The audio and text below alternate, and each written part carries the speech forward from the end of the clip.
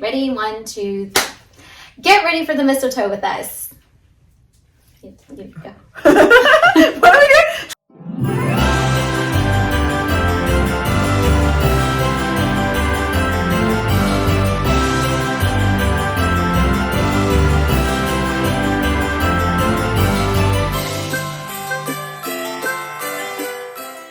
Get ready for the mistletoe with me. I am getting some preventative neurotoxins today with Dr. Nguyen, and I think it's just time. I'm older. Yes. Wrinkles. So anyways, I wanted Dr. Nguyen to come and kind of talk a little bit more about preventative neurotoxins and what it is and why we should do it, and then we'll do the procedure. Yes. Okay, so talk a little bit about neurotoxin. So people think that when you start to get neurotoxin, which is like a term that people hear a lot, is Botox. So let's get some Botox, right? So Botox is a form of neurotoxin, but then Dysport or Xeomin, they're also a form of neurotoxin. So what it does is it's like it's an injection of solution into the muscles that we want to kind of slow down the contraction to help prevent wrinkles. So some people think that, oh, when you have wrinkles that you can see, that's when you need to get Botox. Well, yes, you do at that time, but at that time when you do the neurotoxin, it'll help a little bit, but it doesn't like flatten out the wrinkles at all. So you should start treating when you're starting to have some dynamic lines. In other words, when you move your head, you see the wrinkles, then we need to inject the medicine to kind of help prevent you from having what we call stagnant lines that you can see even if your face is I don't have any relaxed. right now, right?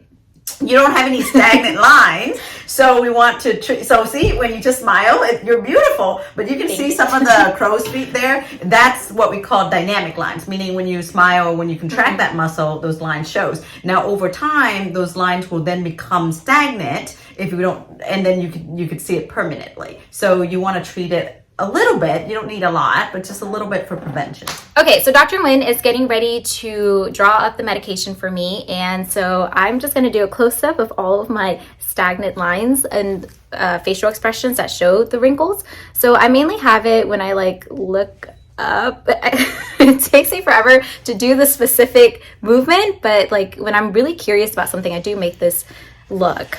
Now I have to think about what I'm curious about. But you can kind of see that I had the fine lines here and then there. So like sometimes when I'm like making certain movements like that, especially when I'm recording or just thinking in general, it shows that stagnant line. So we're gonna get rid of them. We're gonna do some preventative neurotoxins.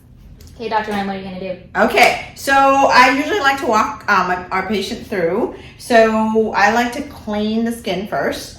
So we usually in our clinic, we numb our patients because we want them to be comfortable. Lan's brave today. She said she don't need numbing, so we'll see. But generally, we like our patient to come out walking comfortably and not feel pain when it's a procedure. It hurts. But anyway, Lan is okay without it. Some patients are okay without it. I think personally for me, I like comfort. So I usually clean the skin. So I already kind of look at Lan's face. Her forehead has some dynamic lines. And then she's also concerned about her crow's feet where she smiles and she has that wrinkle. So we do that first. And then I will ask Lan to raise her forehead again. Okay. Oh gosh, I have to think about it. Yeah, there you go. So raise your forehead. So I will kind of mark here. Raise again. This is requiring a lot. That's require a lot, right? So this, you actually have, when you do raise your forehead, marking this pencil here, it's not coming out.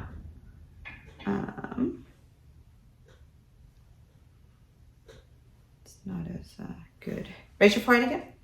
Okay, so we're just kind of trying to give a little bit of units everywhere. Go like this, like your mat, like with your nose. Okay, there you go. You actually have a lot of dynamic wrinkles. Look at that. Look at that. See? She doesn't think she has it, but she does.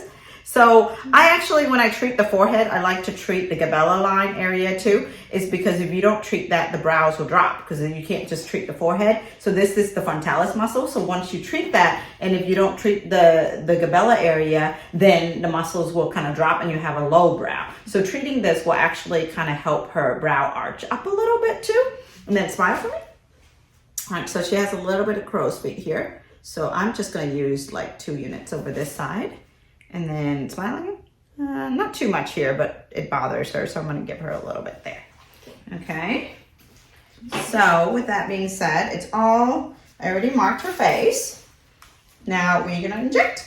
And which toxins are you using today, Doctor? So today I'm using Xeomin. Xeomin is a pretty good product. It's it's a naked molecule, more natural, and you know I like it. It's very similar to Botox. It takes about 7 days to activate. Dysport is one that takes about 3 days to activate. So if somebody who's gonna have a wedding on Sunday or something, and I only have a few days, I usually will use Dysport. But really, I mean, I have different options in our clinic. Is because some patients respond better to a toxin than the other, and so I'm not really biased about using this one or that one. I just have, and we also have Botox for patients who like to use Botox.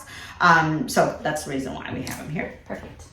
Okay. And then something we like using is what we call a beauty bar. So this one, it's a little bit like it's a vibrating device to distract the patient from feeling the needle injection. So is the owl. So is the owl is for the comfort. If they're in pain. So we're all about comfort in this clinic. Okay. So I'm gonna have you relax a bit, and then you actually can you relax your forehead there.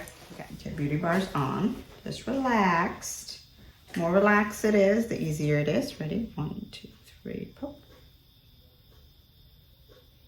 Good. First shot, you survive. Second. She doesn't need very much.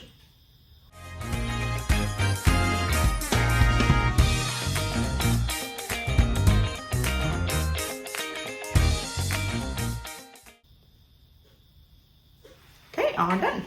So it depends on what patients like too. Sometimes if they like an brow arch, I'll usually put a little bit up here to kind of arch up the brow a bit. Lan's brow is pretty, she doesn't have a heavy lid. She's pretty young. Some people who have a heavy eyelid, sometimes I'll do that to kind of help arch the brows. But otherwise, that's all. Pretty simple. And then some people who have like gummy lines, sometimes I'll put toxin here to help with the showing the gums. But Lance is perfect. So we don't really need, she doesn't need that. I like my gummy. Huh? I like my gummy smell.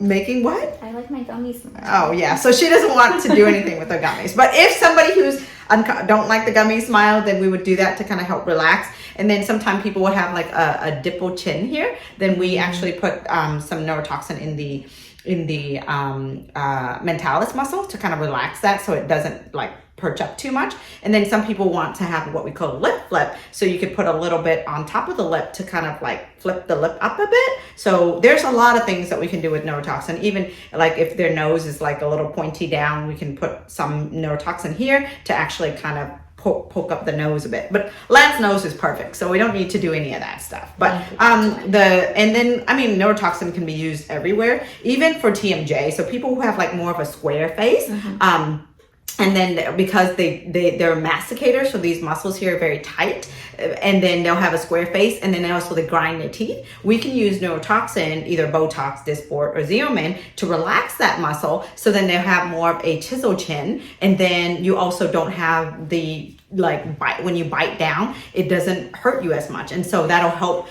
treat TMJ, grinding of the teeth, but also help with the nice chisel chin, to help sharpen the chin also. So there's lots to do. We also use neurotoxin for migraine headaches. We use it for sweating. If your hands sweat a lot, armpit sweat a lot, we also use neurotoxin for that. So there's a lot of things that you could do with it. And even if some people who are as they age, the muscle in the neck kind of protrude out and have that what do you call it?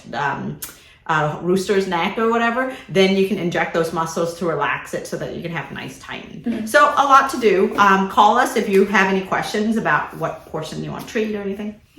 Okay, so Dr. Nguyen just poked me with a needle, and I'm having a little bit of bruising. She did put arnica cream on it, but so far, I think this is just normal being injected with the syringe, and we'll kind of see when the results pop in.